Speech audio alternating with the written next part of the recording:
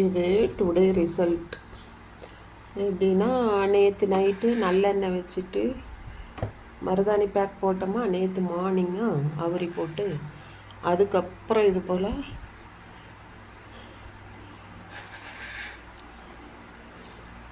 Night நல்லெண்ணெய் gingelly oil நார்மலாக 2 spoon வச்சு நல்லா போட்டு தடவிட்டு படுத்துடணும்.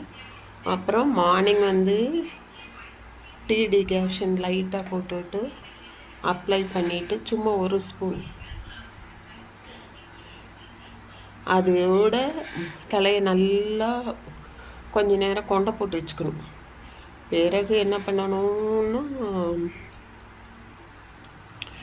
எக்கோட ஒயிட்டு அது மாத்திரம், ஒரே ஒரு எக்கோட ஒயிட்டு தான், அது மாத்திரம் எடுத்து தடவுவது.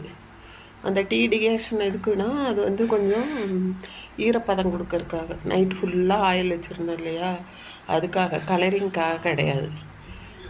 திக்காக வேணும்லாம் இல்லை, உங்களுக்கு டீ டிகாஷன் அவ்வளோதான், பால்லாம் போடாது. இப்போது எப்படி பட்டு போல் பிளாஸ்டிக் போல் ஒன்றோட ஒன்று ஒட்டாது. அந்த எக் ஒயிட்டு நீங்கள் போட்டிங்கன்னா அதனோட ஷைனே வேறு. இந்த மாதிரி தான் இருப்பாங்க முடி. எனக்கு கொஞ்சம் நெல்லியாக இருக்கும், கேர்லி ஹேர்ன்னு சொல்ல முடியாது, இது போல் நெல்லியாக இருக்கும்.